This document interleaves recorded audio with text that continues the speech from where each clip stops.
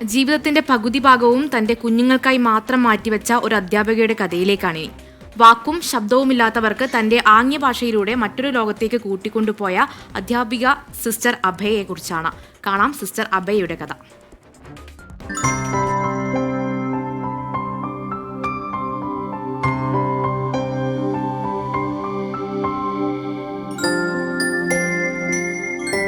മുപ്പത്തിമൂന്ന് വർഷമായി Ernakulam Manikyamangalam saint Clare oral higher secondary ബദിര വിദ്യാലയത്തിലെ അധ്യാപികയാണ് സിസ്റ്റർ അഭയ. വർഷങ്ങൾക്ക് മുൻപ് മദ്രാസിലെ ട്രെയിനിങ്ങിന് ശേഷം സിസ്റ്റർ അഭയയുടെ ലോകം ഇവർക്കൊപ്പം.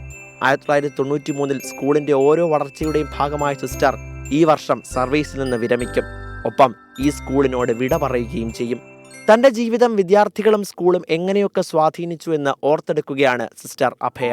ഞാൻ ഈ സ്കൂള് തുടങ്ങിയ സമയത്തുള്ളതാണ്. സ്കൂൾ തുടങ്ങിയത് 1993 അന്ന് ഇതുപോലുള്ളൊരു കെട്ടിടമൊന്നും ഉണ്ടായിരുന്നില്ല. ജസ്റ്റ് ഒരു കുഞ്ഞു മുറി, ഞങ്ങളുടെ കോൺവെൻറ്റിനോട് ചേർന്നൊരു മുറി.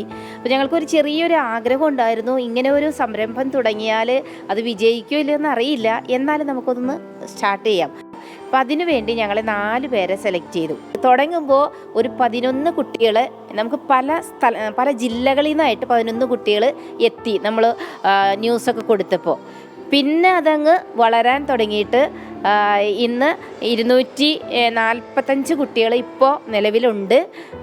ഈ 1993 തുടങ്ങി ഇപ്പോൾ 2025 വന്ന് നിൽക്കുമ്പോൾ ഒരു വലിയ ഒരു എന്താ പറയുന്നത്, ഒരു വൻ വൃക്ഷത്തിൻ്റെ ചുവട്ടിൽ നിൽക്കുന്ന പോലെയാണ് ഞങ്ങൾക്ക് ഫീൽ ചെയ്യുക. കാലടി മഞ്ഞപ്ര സ്വദേശിനിയായ സിസ്റ്റർ അഭയ അധ്യാപനത്തിനൊപ്പം എറണാകുളത്തെ കോടതിയിലും പോലീസ് സ്റ്റേഷനുകളിലും കയറിയിറങ്ങുകയാണ്.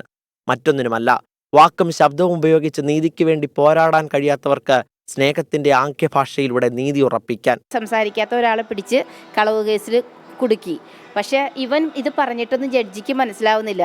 അങ്ങനെ ഒരു അവസരത്തിൽ ഇൻ്റർപ്രറ്ററായിട്ട് എന്നെ വിളിച്ചു. അങ്ങനെ ഞാൻ അവിടെ ചെന്ന് ഇതെല്ലാം ഇയാൾ പറഞ്ഞത്, ഞാൻ ഇദ്ദേഹത്തെ അറിയില്ല, നല്ല പ്രായമായിട്ടുള്ള ഒരു ചേട്ടനാണ്. അപ്പോൾ ഞാൻ ഇതെല്ലാം ഇങ്ങനെ പറഞ്ഞപ്പോഴാണ് ജഡ്ജി പറയുന്നത്, അയ്യോ ഇതൊന്നും അല്ല ഞങ്ങൾ മനസ്സിലാക്കിയത്. അപ്പോൾ അതുകൊണ്ട് ഈ വിസ്താരം തന്നെ അത് മാറ്റി അങ്ങനെ അവൻ അതിൽ നിന്ന് മോചിപ്പിച്ചതായിട്ടുള്ള ഒരുപാട് സംഭവങ്ങൾ, വിവാഹമോചന കേസ്, അങ്ങനെ കുടുംബ തർക്കങ്ങളൊക്കെ എല്ലാത്തിലും ഇടപെടാനായിട്ട് നമുക്ക് അവസരം കിട്ടിയിട്ടുണ്ട്. സർവീസിൽ നിന്ന് വിരമിക്കുന്നതിൽ സിസ്റ്റർക്ക് അതിയായ സങ്കടം. സിസ്റ്റർ പോകുന്നതിൽ വിദ്യാർത്ഥികൾക്കും.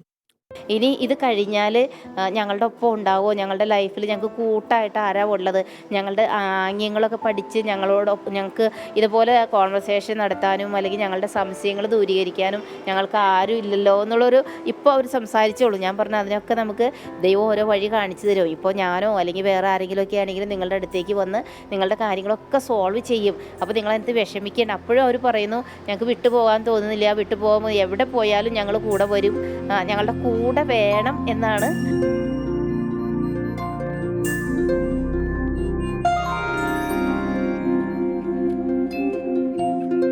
മൂന്ന് പതിറ്റാണ്ടായി സിസ്റ്റർ അഭയയുടെ ലോകം ഇവിടമാണ്. സാങ്കേതികമായി മാത്രമാണ് സർവീസിൽ നിന്നും വിരമിക്കുന്നത്. ഇനിയും ഈ പ്രവർത്തനങ്ങൾ തുടരാനാണ് സിസ്റ്ററുടെ തീരുമാനം. താങ്ങായി, തണലായി, സാന്ത്വനമായി. കൊച്ചിയിൽ നിന്ന് മാഹിൻ ജാഫറിനൊപ്പം YS അഭിനന്ദ്, 24. നമുക്ക് നമ്മുടെ ചില അധ്യാപകരെ ഓർമ്മ വന്നു. എൻ്റെ ജീവിതത്തിലും കുറച്ചു കാലം അധ്യാപികയായിട്ട് ജോലി ചെയ്തിരുന്നു. അപ്പോൾ ശരിക്കും പറഞ്ഞു കഴിഞ്ഞാൽ അത് തുടങ്ങുമ്പോഴൊക്കെ കുട്ടികളുമായിട്ടൊരു 5-6 വയസ്സിൻ്റെ വ്യത്യാസമേ കാണത്തുള്ളൂ. നമ്മൾ PG ഒക്കെ കഴിഞ്ഞ് നേരെ ചെല്ലുമ്പോൾ. എന്നാൽ പോലും നമുക്കൊരു മാതൃഭാവമാണ് ഈ കുഞ്ഞുങ്ങളോട് തോന്നുന്നത്. അപ്പോൾ പെട്ടെന്ന് ആ സിസ്റ്ററിനെ കണ്ടപ്പം ഒരുപാട് സന്തോഷം തോന്നി. സിസ്റ്ററിന് എല്ലാ നന്മകളും ഉണ്ടാവും. പ്രത്യേകിച്ച് കോൺവെന്റ് സ്കൂളിലൊക്കെ പഠിച്ചിട്ടുള്ളവർക്ക് നന്നായിട്ട് അത് റിലേറ്റ് ചെയ്യാൻ പറ്റും. എനിക്ക് തോന്നുന്നു അനുജ ചേച്ചിക്ക് നന്നായിട്ട് റിലേറ്റ് ചെയ്യാൻ പറ്റും അല്ലേ? അതെ.